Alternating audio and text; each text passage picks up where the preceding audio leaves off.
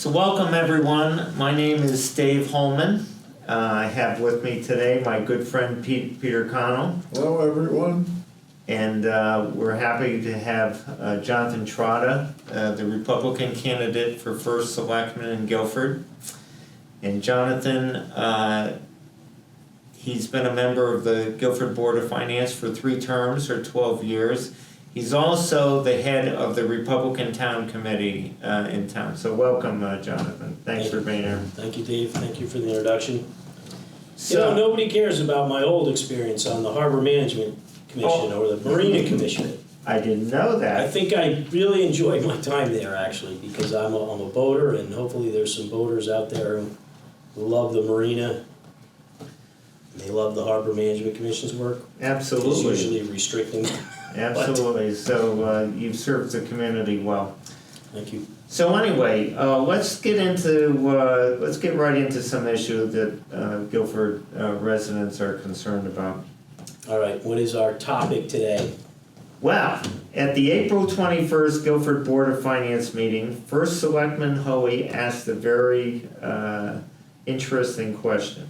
He said, "Do we have a clear understanding of what's at risk for the Board of Education relative to special education funding with the actions that have been taken by the Trump administration relative to some initiatives, DEI and other executive orders? Does anybody want to have a conversation about where we would find the money to continue the things we are doing, or do we just not do them anymore? This is not just a Board of Education issue, it is a community-wide issue." So Jonathan, how much does the Guilford Public Schools receive in direct federal funds? Okay, that is a fantastic question, and I don't know if I can give you a perfect answer. But I decided, as these issues were coming up, I just asked Dr. Balistraci. She just gave us an estimated figure, about $1 million. I think it may be a little south of that, maybe 900 and change. But there is some obvious federal money that would be possibly in jeopardy if the school doesn't comply with some of these executive orders that have come out now to sort of cease and desist the teaching of diversity, equity, and inclusion, and social emotional learning, and all the other names it may go by. So that's where this kind of got interesting, because I'm not running to be superintendent, and I'm not running for the Board of Education, but all of a sudden the Board of Finance was involved with a discussion about what do we do if the school's perhaps theoretically $1 million short in their budget because they might lose this particular federal aid. So that was sort of an interesting day on the Board of Finance to talk about that a little bit. Right. I think this is where, let me let you ask your questions, but I do remember this day. I do remember the question. It was a pretty memorable day. Right, so, I happen to know exactly what's in jeopardy as far as direct federal funding goes. Because I already know where you're going with this. And I'm sorry, I do not know the details, because I think I know where you're going with this. No, but I know, so let me tell you. The state gets a lot of money from the federal government, and that money is probably not included in this $1 million. Well, and it no, it isn't. well exceed. No, it isn't. So, Kathleen... Okay, I thought that's where you were going. Yeah, I'm sorry. Kathleen Balistraci told you it's about $1 million. She was estimating. All right. She did say the estimate at the meeting, so I assume she was pretty close. Right. According to Superintendent Freeman, it's exactly $936,000. Okay. But that could be just the tip of the iceberg, as you just alluded to, all right? Because the state funds the school districts in Connecticut With federal money, right? with federal money that they receive, Right. to the tune of 8 to 12% of the school budget. I mean, we could be talking... All right, so I want to be careful there a little bit, because I think you might be talking about an average for the schools, and Yes. Unfortunately, Guilford doesn't usually receive as much money as something like a Hartford school system, a bigger school system that's maybe having more financial difficulty than this. Our town has an amazing ability to raise revenue. We have property that's attractive in demand. We have good property tax revenue coming in. So But we still get a big chunk from Just be the careful. state. Just to be said, that Okay. it may not be 8% for Guilford, so, and in all honesty, it's probably south of 8%. But Okay. that's an unknown factor, right? How much state money could be affected if the federal tap is turned off? Is that, that's the point, right? Well, and you know, what's happened is that the state of Connecticut has sued the Trump administration many, many, many times, all right? So we could have a big target on our back, the state of Connecticut. And, you know, it could be that they pull all these federal funds, all right? Mm-hmm. And then whatever the percentage Guilford is getting towards its budget, that could be gone too. But it could be several $1 million on top of this $953,000 in direct federal grants that Guilford gets. It's a problem. So, Absolutely. what do you recall members of the Finance Committee saying in answer to First Selectman Hoey's question? Okay, it's gonna be a little blurry, but let me try and think about some of the comments that day. I think the first thing though I wanna say though is,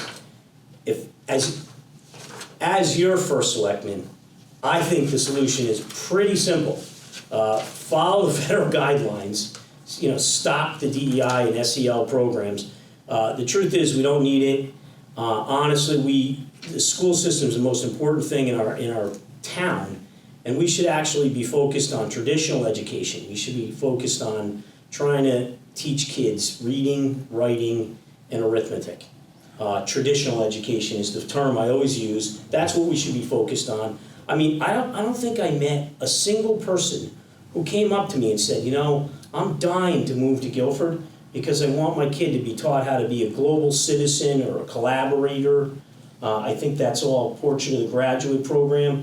They want to come here because they want their kids to be prepared for college, and they want their kids to learn reading, writing, and arithmetic and be equipped to get out there and be able to cope with the world.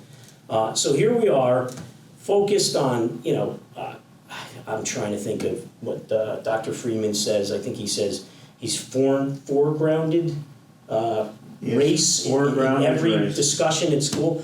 And here we are focused on that, and we've got, I think it's the niche scorecard that we look at, and it's telling us, you know this, so you're going to tell me if I get it right. I think it's like 1 out of 4 kids are not reading at grade level, and 1 out of 3 kids aren't doing math at grade level. And I actually think we should be doing better than that. And I recently went to a meeting, and people were discussing what's so popular. I think it's the Newsweek rankings for the school. And we came in 28th. No, we're 34th. 34th? 34th. I thought we were 28. No, it's worse than I thought. We were 28 okay. last year. We're now 34. So the new numbers have come out, and we're 34.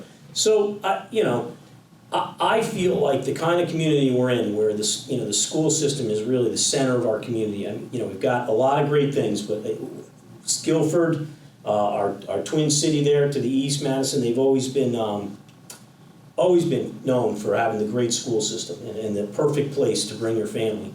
And I don't want that to stop.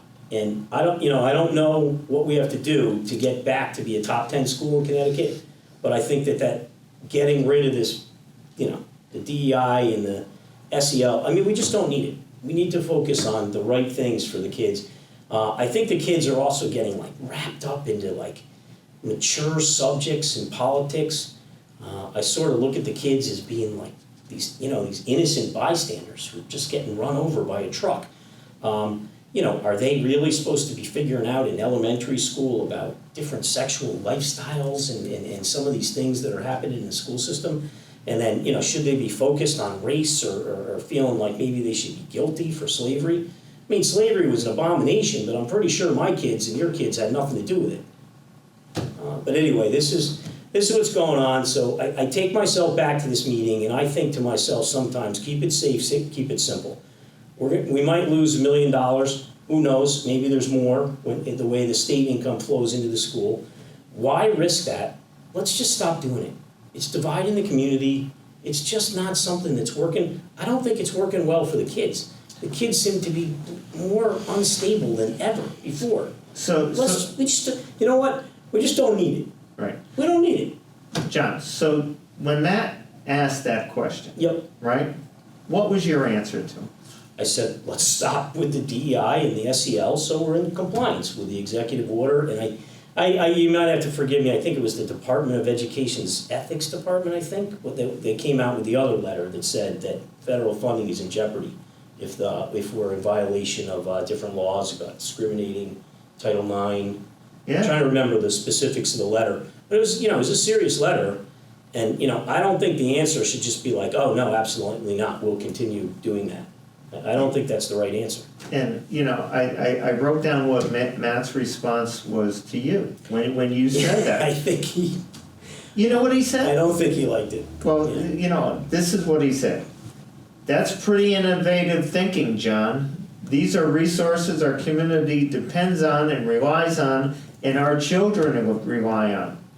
So... Hey, sometimes the simplest solution is the best. Well, he was putting you down because you had the reasonable view that we should discontinue DEI. It's a pretty simple solution. That's right. Yeah. So anyway, do you recall what the other members said at this meeting? So I believe Chairman Ailes, he sort of reiterated something that Dr. Friedman had said to me. He didn't actually say it at Board of Finance meeting, but he said it at one of the budget meetings prior. I asked him, how much the school was, spending in terms of effort and money and time on DEI and SEL programs, and he said it was too hard to figure out, and that it was intertwined with so many things. But then he said to me, it's probably half of everything we do, and that really surprised me. And I thought to myself, half of everything we do, but we can't figure out where we're spending the money and, which programs are around it and which consultants have come in to talk about SEL or DEI or gender sensitivity. And that's a very explosive issue when you start to find out who they had in there instructing our teachers about transgender sensitivity. That's just another one that maybe we should touch on. Well, I wrote down exactly what Chairman Ailes said. Oh, you know exactly. Okay. I think he reiterated something like it's intertwined with everything. This is what he said. Pete, this is what he said. There is no way you can isolate DEI when DEI is embedded in everything that we do. Okay, very similar. Do you remember what finance member, Board of Finance member Megan Scanlon said? Now that one sticks out the most because then, that's where the concern of the Board of Finance starts to get heightened, and even if I'm going to be your first selectman, that's where the town is now impacted. I believe Megan said if we're really going to have $1 million shortfall, she said we should consider taking it out of the unassigned balance. Unassigned fund, which is mostly referred to as our rainy day fund. So the town, maybe some people know this or don't know this, but the town puts away a lot of money. I think the balance right now is about 11-12% of our budget is put away for a rainy day in case something goes wrong. Well, she wants to use it. And she was thinking about using She doesn't want us to continue money. DEI. She wants us, if we lose these funds, she wants to make up for it out of our rainy day fund. Yeah, and I can't remember exact words, but she said we need to consider taking it out of the rainy day fund. Yeah. This is what she said. Okay, you've got it from the minute? She said, this is why we have a general fund balance. This, to me, is something we should talk about investing in from the general fund balance. Yeah. Now, that's scary enough, all right? That's scary enough. I don't know how many people in this town want to reduce our general fund balance, our rainy day fund, to pay for something like DEI or to maintain something like DEI. Now, let me ask you a question. Okay. Keep them coming. Give me some hard ones. Isn't our bond rating partially dependent on how much we have in our general fund or rainy day fund balance? Yes, it is. So and I've actually talked to a Finch representative about this. I'll admit it has been a while since I've sort of gotten an update, but in his discussion with me, he said about an 8 to 10% fund balance, unassigned fund balance, is conducive with a AAA rating, best rating they have. Right, so if we reduce that to pay for this DEI, our rating could go down. There's some potential there, but at the moment, because we probably have an 11-12% balance, it would be sustained. But the problem with that is that would theoretically be year after year. And that would, eventually that would probably put a drag on our unassigned balance fund, and perhaps, it could dip below 8% in a few years. Okay, let's go back There's a possibility that, yes, it would impact us. And then, he said, that's a factor, and they look at that, and they like to see, he said 8 or 10%. So that is conducive, I think was the wording he used. But so it is important. It's not all the factors that make up that AAA rating. But certainly, if it dipped below 8, I think our rating agencies would note it, and could it bring us down a notch? Not impossible. Okay, let's go back. Let's go back to that April Board of Finance meeting where Matt asked that question. Okay. All right. Yep. Do you remember what Robert Hartman said? I do not remember his exact words. Maybe he was concerned that they can't find a formal bucketing of the expenses, something that I would like to see. No, this is what he said, John. Okay, I'm sorry. I'm going to have to He give me a said, recollection here. Dr. Freeman says there is nothing we can do, there is nothing that we do which is specific to DEI or equity. In other words, we're not doing DEI, so they can't take the funds away from us. So I have a problem with that. They're denying that specific wording I have a problem with, because in my recollection, Dr. Freeman had said, it's intertwined with things, and that he can't isolate it out of the budget or do some kind of accounting technique to say, we're spending a little here, we're spending a little there. I think he used language like maybe there was no line items in the budget specifically for this. But I don't like that answer, because at the same time, as I told you in that meeting previous to that meeting, or previous to one of our Board of Finance meetings, in my recollection, he said this is half of everything we do. So I thought to myself, okay, maybe you don't have specific budget items, but there's programs and people and effort and man hours going into these programs, and it's obvious that the spending is there. Even if we get this answer that it's not easy to calculate it or find it in the budget, to find how much money we're spending, because they're spending in so many areas in so many places. No, my point is that it's not specific to funds which can be traced back to DEI directly.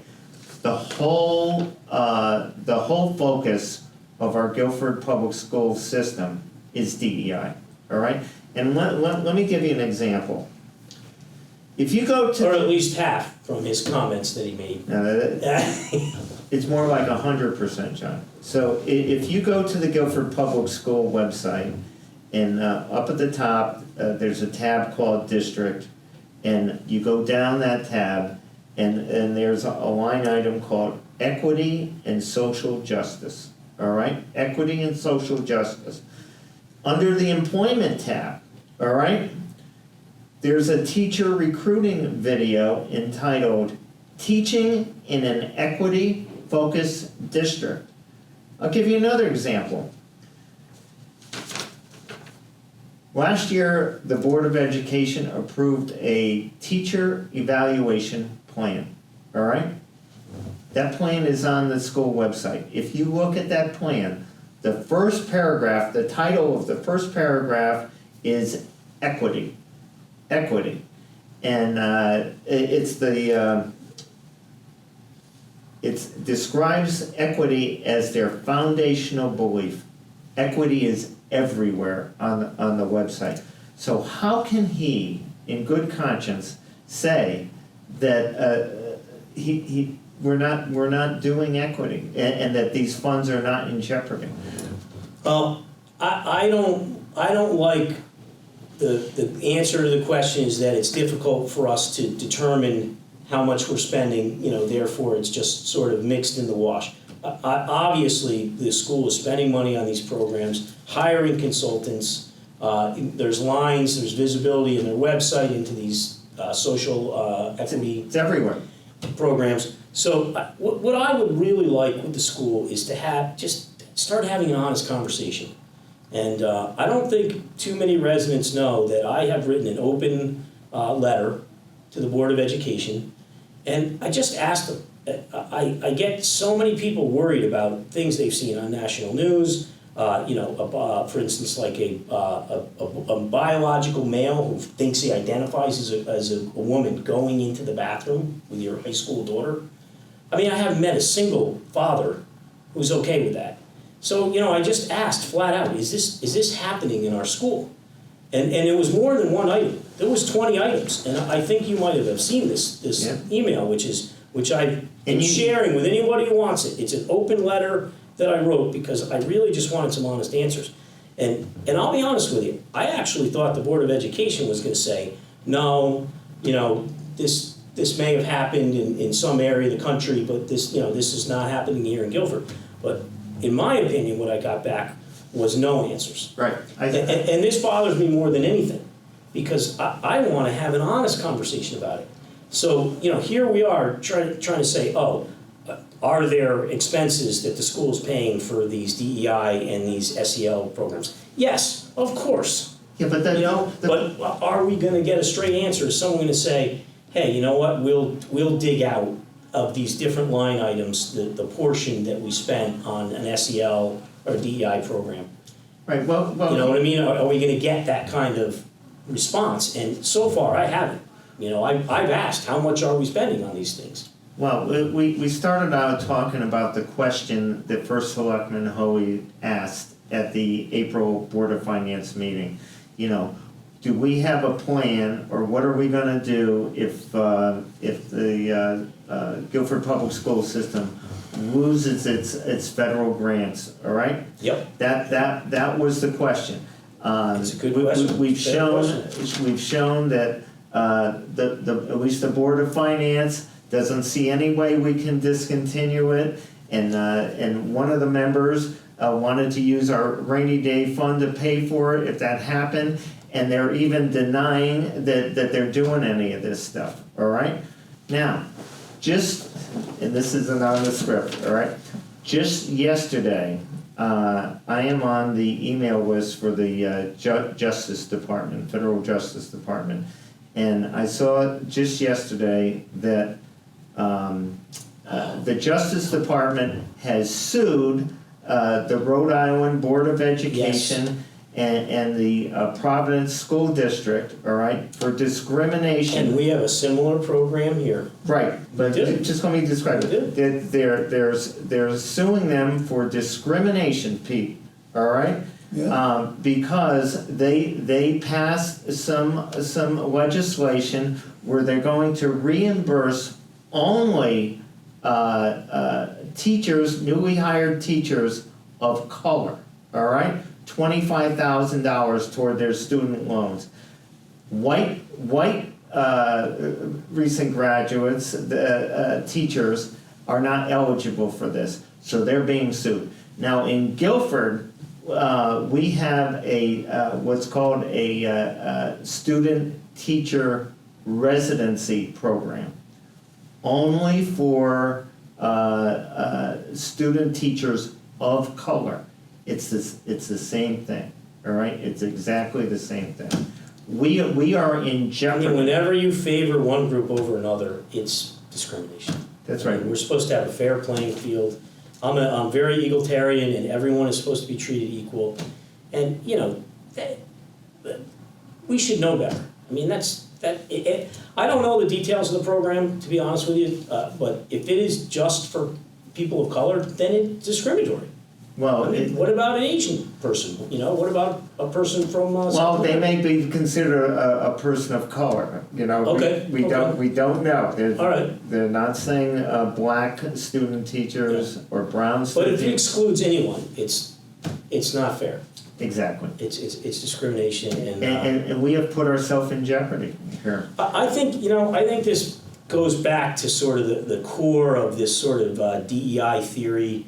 And please, I would like to have a PhD to study this, but just as a common man, I know a little bit about Abraham Kendi, who I think they say is Ibram Kendi. Ibram Kendi. I think they say he's like the father, sometimes refer to him as the father of DEI. But one of the famous kind of explosive passages in his book, which Dr. Friedman bought for some of the teachers. He spent $6,000 Yes. of taxpayer money Yes. to buy 300 copies of Ibram Kendi's book, How to Be an Anti-Racist, and gave it to every single teacher in the school district. Yep. And a lot of people don't dive into this, and they're kind of wondering, what is this? What is it all about? But one of the explosive quotes out of the book, and I apologize if I get it wrong, is Ibram Kendi says the remedy for past discrimination is present discrimination. And then he says, I think the remedy for present discrimination is future discrimination. Exactly. So he's actually advocating discrimination. Exactly. And I mean, I don't get it. That's supposed to end. It's unthinkable to me that is some kind of doctrine that you want to share with our teachers, and then I don't know if then they're in turn taking those lessons into the classroom. But discrimination is wrong, no matter who the vulnerable party is or who the party is that's discriminated against. Discrimination is wrong. We don't do that in the United States, and I believe my party historically has had a lot to do with ending discrimination and ending slavery in this country. I haven't had a No, lot disgusted to say tonight, but No. I'd like to bring in an experience that I've had. Yes. We moved here in 1984 from Simsbury to this town that I thought was very diverse in a lot of respects. And I was cajoled into joining the school program to mentor young people. So I started mentoring a kid of color. And I'm not going to mention who he is, where he is, because amazing young person, okay, who told me that he was never, ever put down by being black. His experiences in the school system didn't have any of that. He didn't feel it. And from that, it's kind of interesting because when he graduated from the high school, he found his way out to Utah to go to school and work. And he did both of those things. Amazing stories I could tell you. But one of the things that came to mind, he went to Utah Valley University, which was just came up because of what happened. And Charlie Kirk. Yeah. But he got into the School of Social Work there because he always was concerned about kids here in Guilford that needed help. He needed help. He couldn't read very well, okay? That disappeared, and then he reads vociferously. If you ever wanted to talk any subject to this kid, he would do so. I mean, he is capable of doing that, but one of the things that happened in his senior year at Utah Valley was a seminar. Professor, 9 women and himself. He was the only male. Was he the only black person also? And getting to that, because the subject got to talking about what was going on with DEI and so forth. And these 8 women evidently jumped up and said, you have been A victim? a victim of this, a victim. And he had to jump up and say, no, I have not been a victim of it. Okay? And he took a page out of the black pastor that was killed, Oh, Martin Luther King. Martin Luther King. And he said, judge me on what I do. What I do and not what the color of my skin, all right? So Pete, the point is, he got a great education in Guilford, right? He loves this town. And he didn't feel he was discriminated at all. He didn't feel like he was a victim or that the white kids were oppressors, right? Absolutely not. And in your opinion, all this equity and social justice stuff in Guilford Public Schools, it's all nonsense, right? He would say that. He would say they shouldn't have it. I can't say it for him, but he said it to me, so I'll say it. He said, it's a terrible thing what they've done in this school system. Didn't need it. Well, that's a great story, Pete. Thanks for sharing that. John? Very nice personal story. You think maybe you had a little something to do with that, mentoring? You're Yeah. being humble. I think you probably had a little something to do with that. Pete had a lot to do with I've it. often been said that I had something to do, and I've said I've been along for the ride because of Wow. the school program in mentoring, okay? I think you got as much out of it as the student got out of it. Anyway, Yeah. I'm sorry to take up all of this extra No, time. It was a nice personal story. That was great. It was good. John, let me just talk about something else here briefly. Yeah. So you mentioned transgender before. Yep. Okay. So recently there was a Project Veritas video Yeah. made of a gentleman, of a trans man named Tony Ferriolo. Yes. And he was hired by the Guilford Public School System to do trans sensitivity training in our grammar schools and middle schools, all right?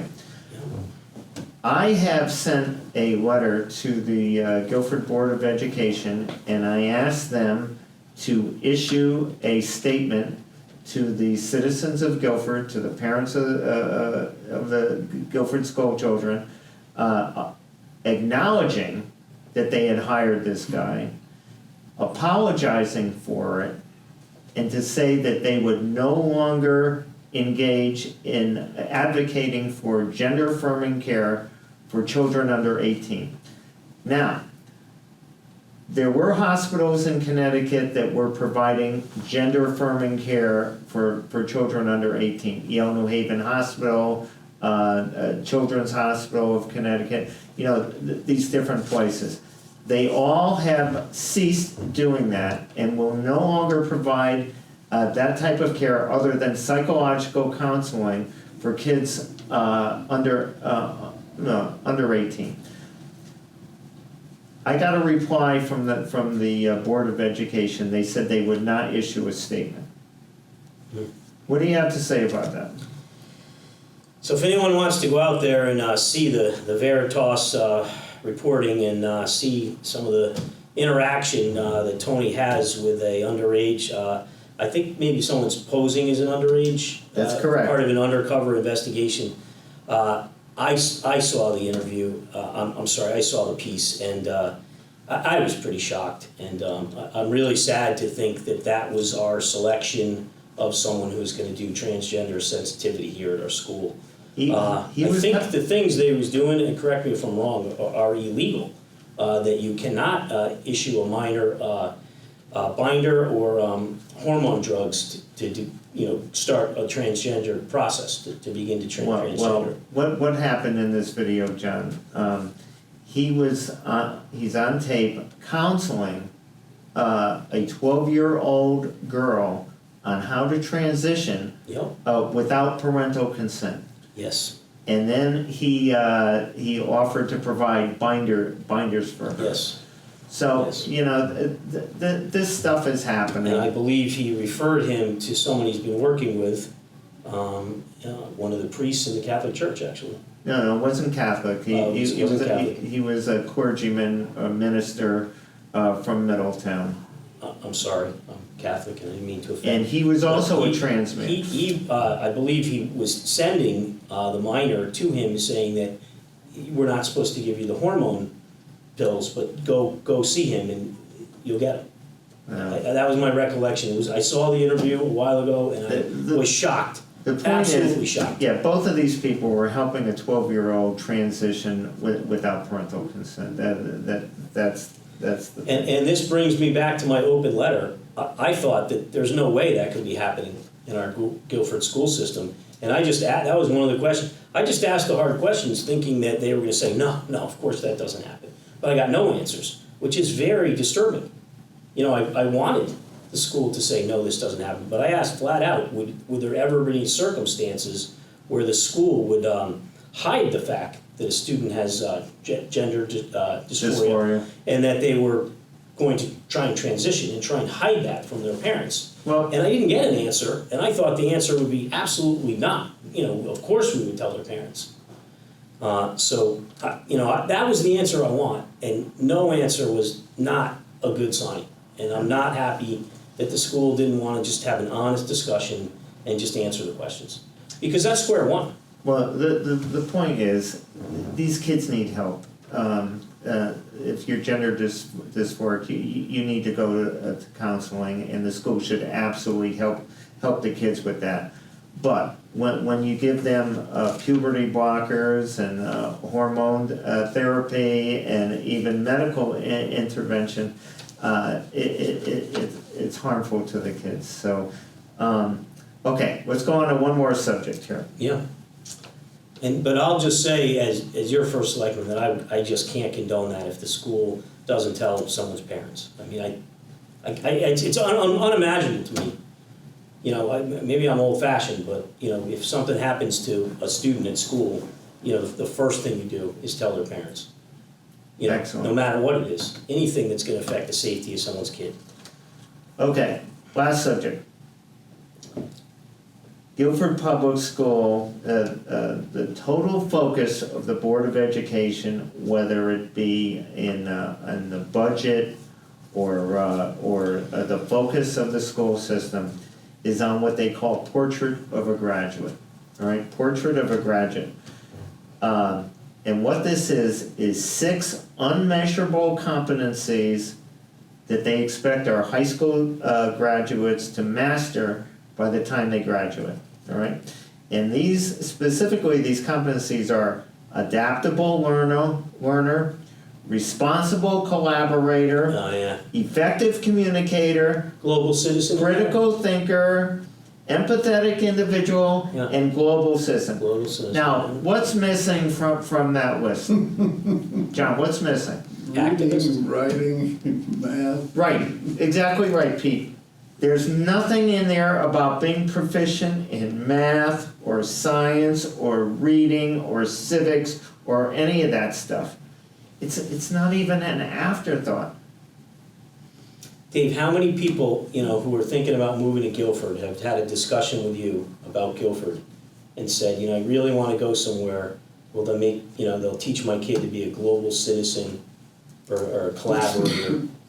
Has anybody ever come up to you and just said, geez, all right. Did anybody ever come up to you and say, I'd like to go to a school where they're going to do well in reading, writing, arithmetic, be prepared for college? Anybody ever ask you that? Well, they should.